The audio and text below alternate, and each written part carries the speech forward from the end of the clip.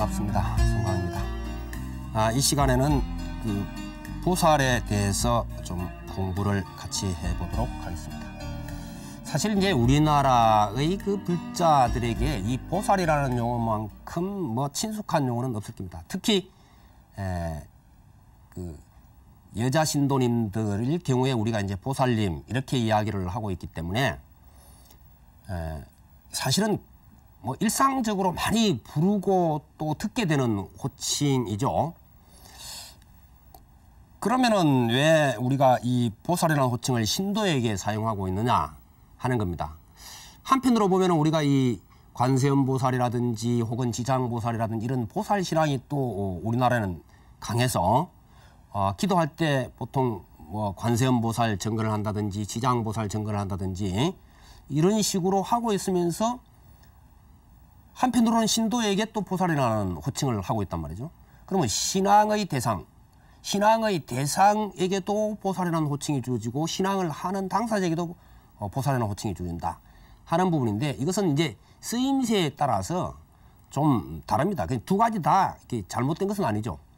우리가 일상적으로 신도들에게 보살이라는 용어, 이것은 사실 우리나라에서 보면은 남자 신도님들은 거사님 이러고 여자 신도님들은 보살님 그러는데, 보살이라는 호칭 자체는 사실은 남녀의 구분이 없죠. 남녀의 구분 없이 누구든지 다 사용되고 또 출가나 재가에게도 다 사용되는 겁니다. 그러니까는 법화경 같은 경우라든지 이런 대승경전에서 출가보살, 재가보살 하는 경우가 나오죠. 그것은 출가를 해서 가사를 입고 머리를 삭발한 그러한 출가자도 보살이고 또 재가 신도도 보살이 되는 대승불교에 있어서 그와 같은 입장이 되고, 또 남녀를 막론하고 이것은 사용되는 것입니다. 이제 거사라고 하는 것은 남자 신도에게만 딱 호칭이 국한되는 것이지만은 그것은 이제 청신사라는 뜻이 되죠. 청신사, 청신녀 이렇게 우바세 우바이 이렇게 이야기하듯이, 그것은 우리가 사용하고 있는 이 보살이라고 하는 호칭이 여러 단계에서 사용되고 있기 때문에 이와 같은 일이 있다 이렇게 이제 보면 되겠습니다. 그 보살이라고 하는 말은 보디사트바, 이렇게 이제 원어가 보디사트바 그러죠. 그 보디사트바에서 그것을 이제 한자로 그대로 옮길 때 우리가 보리살타 그렇게 이제 이야기를 하고 있는 것이죠.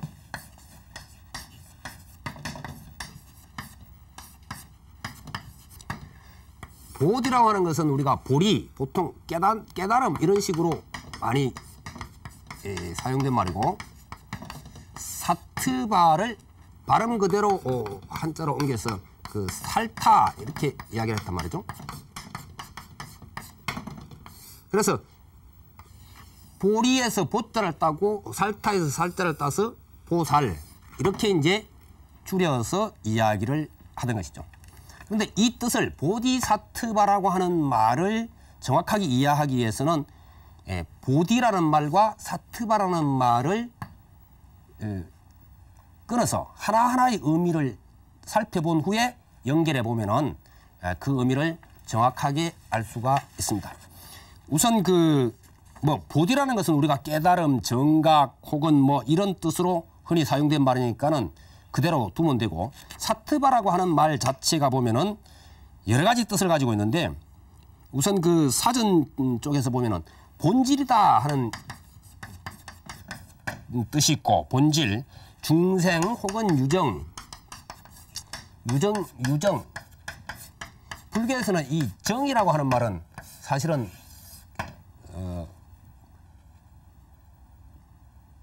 감정적인 것이기도 하면서 또 번뇌라고 하는 말도 사용되기도 하고, 어떤 판단을 하고 있는 뭐 그런 경우도 되고, 뭐 이런 뜻이 좀 복합적으로 있습니다. 그래서 중생 혹은 유정 이렇게 이제 보는데, 이럴 경우에는 보디를 각으로 한자를 옮겨서 각, 유정 이렇게 이제 경전에서 보는 경우도 있죠. 각유정. 그 다음에 또 마음이 어느 쪽으로 향한다. 마음의 방향을 이야기합니다. 마음의 그 향함. 이런 입장도 있고, 그 다음에 뱃속에 있는 태아라는 의미도 있습니다. 사트바라는 말엔 태아. 또 그 의식, 우리가 의식을 잃었다, 의식을 찾았다 할 때의 의식. 그리고 예지. 이런 의미들을 다 가지고 있고, 그 다음에 뭐 용기라든지 또 헌신이라든지 이런 말들이 다 있습니다. 이런 것을 이제 전부 다 합쳐서 볼 때 먼저 깨달음이란 말과 사트바의 말 뜻을 보면은 깨달음의 자신의 본질로 하고 있는 사람, 다시 말해서 깨달음을 목적으로 하는 사람, 이런 의미가 되겠죠. 그런 의미에서 또 깨달음을 추구하는 중생, 뭐 이런 뜻도 되어지고, 그 다음에 또 깨달음을 얻도록 결정되어 있는 중생, 예. 향하고 있는 중생, 결정되어 있는 중생, 또 깨달음이 아직 잠재적인 사람, 확 그 깨달음의 경계에 들어간 게 아니라 잠재적인 입장에 있는 그러한 사람, 혹은 잠재적인 인격, 뭐 이런 것들, 이런 의미를 가지고 있고, 그 다음에 뭐 깨달음에 헌신하고 있는 사람, 용기 있는 마음으로 깨달음으로 나아가는 사람, 이런 뜻으로 이것이 여러 가지로 사용되고 있다, 이런 이야기입니다. 그래서 저런 것을 전부 다 뭉뚱그려 보면은 반드시 깨달을 사람, 이렇게 이제 이야기되집니다. 다시 말해서 부처님이 될 후보자, 이런 의미가 보살이라고 하는 의미가 되겠습니다. 그렇기 때문에 이제 이 보살이 어느 격으로 사용되느냐에 따라서 그 의미들이 좀 달라지는데, 이 격을 몇 가지로 나누어서 우선 생각을 해보죠. 첫째, 경전상에서 보살이라고 사용된 말을 보면은 부처님의 전생을 이야기하는 경우가 많습니다. 부처님의 그 생애를 다루고 있는, 일대기를 다루고 있는 경전, 불본행직경이라든지 뭐 이런 쪽을 보면은 보살께서 이렇게 나오거든요. 보살께서 이제 보리수화를 향하셔서 이런 구절, 응? 보살께서 이제 자리에서 일어나셔서 바루를 드시고, 이건 아직 성불에 이르지 않은 상태의 경우에 사용된 호칭이었습니다. 이게 궁중에 있을 때는 태자 그렇게 이야기되다가 그 앞에 올라가면 또 뭡니까? 선해보살 이러죠. 전생에 또 선해보살. 그러니까 보살이라고 하는 호칭은 성부 이전의 부처님의 호칭이다, 그렇게 볼 수가 있습니다. 성불 이전의 부처님의 호칭이다라는 의미는 뒤에 사용되고 있는, 말하자면 수행자라고 하는 의미와 통하고 있는 그런 입장이 되겠습니다. 그 다음에 이제 우리가 대성불교에서 가장 많이 사용되고 있는 것은 우리가 소성불교 혹은 남방불교 쪽에서는 수행의 길을 아라한과를 책으로 치죠. 아라한과. 그래서 이 아라한과에 이르는 일을 책으로 치는데, 대성불교, 북방불교에 오게 되면은 아라한과를 정득한 그 위에 다시 보살이라고 하는 자리를 둡니다. 그러니까는 아라한과 부처님의 사이에 보살이라고 하는 호칭을 두게 됩니다. 이럴 경우에는 이 보살은 자기 스스로가 성불 직전에 도달해 있으면서 다른 사람을 이끌어가고 있는 그러한 인격체라고 볼 수가 있겠죠. 그 다음에 이제 완전히 그 수행이 완성된 상태에서 성불에 들지 않고 중생을 제도하고 있는 그런 입장에서 사용되고 있는 보살이라는 게 있습니다. 이게 이제 우리가 흔히 신앙의 대상으로 삼고 있는 것인데, 부처님의 어떤 자비력을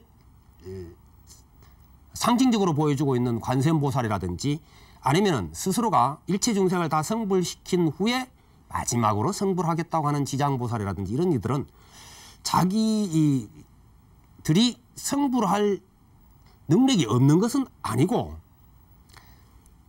부처님의 자비나 어떤 그러한 원력을 대행하고 있는 입장이다, 이렇게 보면 됩니다. 그렇기 때문에 이게 신앙의 대상이 되는 것이죠. 관음보살, 지장보살 이런 분들이 신앙의 대상이 되는 것이죠. 왜냐하면 그건 부처님의 자비심 혹은 원력을 대변한다 이렇게 보면 됩니다. 보현보살 같은 경우는 이제 행원 이런 쪽으로, 문수보살은 지혜, 그렇죠? 그래서 예전에 이제 스님들은 문수보살 기도를 한다든지, 혹은 일반인들은 뭐 또 관음 기도, 지장 기도 이런 식으로 나아간다든지, 이렇게 이제 신앙의 형태로까지 가는 경우가 있고, 그 다음에 누구든지 발심을 해서 수행하게 되면은 대승불교에서는 보살이라 했다 하는 입장에서 수행자란 의미와 같은 뜻으로 사용되고 있는 이러한 보살의 입장도 있다, 이런 이야기입니다. 그래서 이것을 뭐 초발이 보살 혹은 초발심 보살, 이렇게 이제 이야기하기도 하고, 나중에 이제 십지보살 이런 경우는 바로 이제 부처님과 거의 어떤 일생보처보살 이래서 성불 직전의 보살 이렇게 이제 보는 경우도 있고, 여러 가지가 이제 복잡합니다만은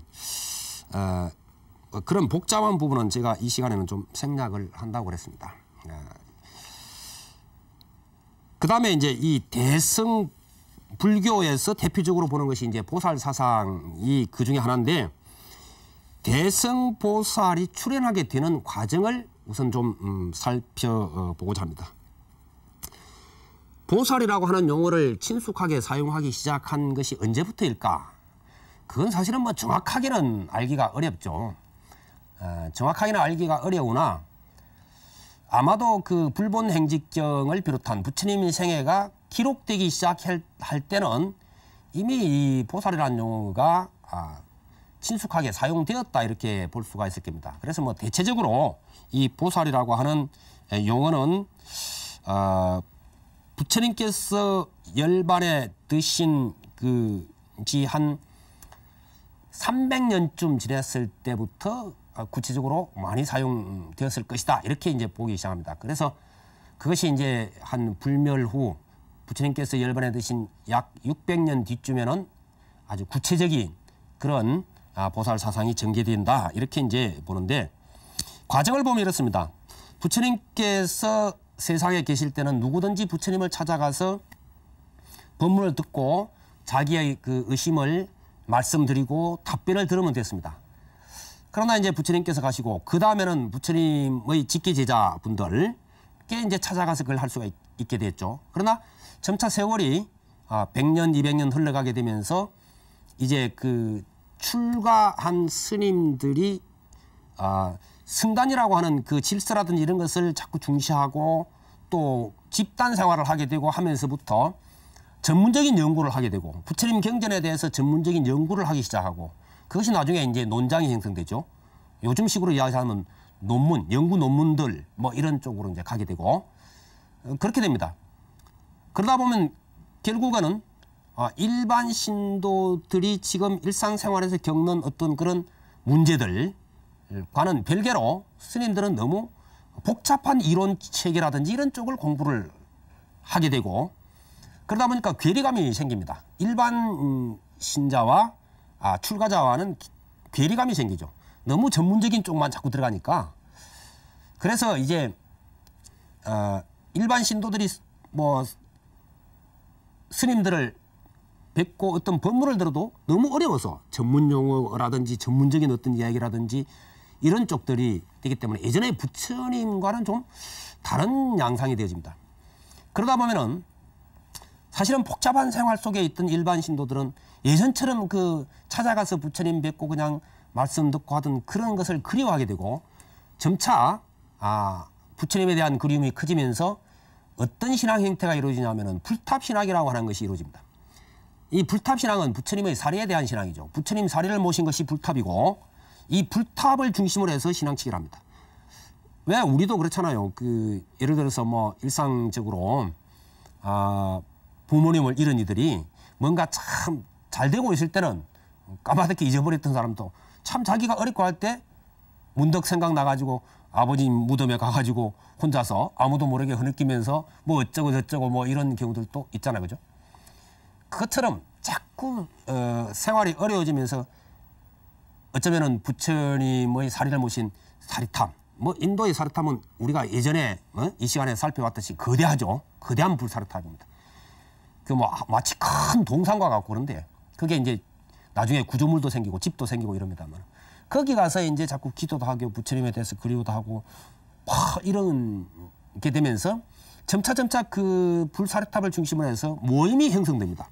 모임이 형성되고 그 모임을 갖는 사람들이 스스로를 갖다가 보살단, 보디사트바 가나라고 하는, 가나라고 하는 것이 어떤 단체 이런 뜻인데 보디사트바 가나라고 하는 것을 형성을 됩니다.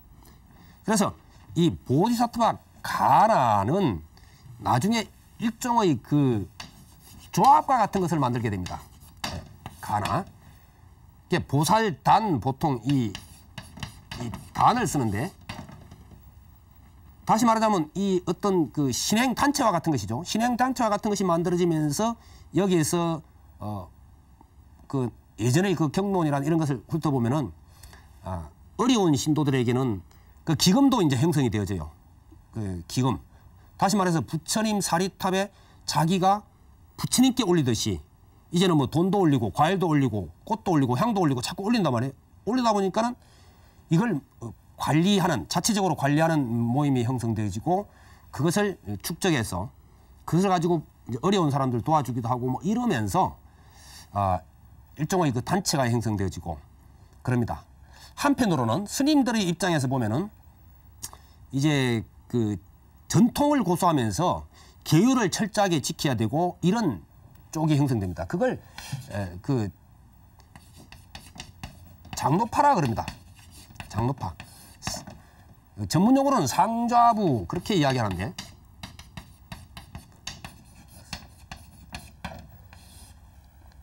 한편으로는 또 계율이라든지 이런 항목에 너무 매일 게 없다. 시대가 바뀌고 상황이 바뀌면은 그것은 좀 바꾸어가면서도 부처님의 근본 뜻을 살려서 이 교화하는 데 중점을 두고 그렇게 가야 되는 것이 옳은 것 아니냐. 이것이 이제 대중부라 그럽니다.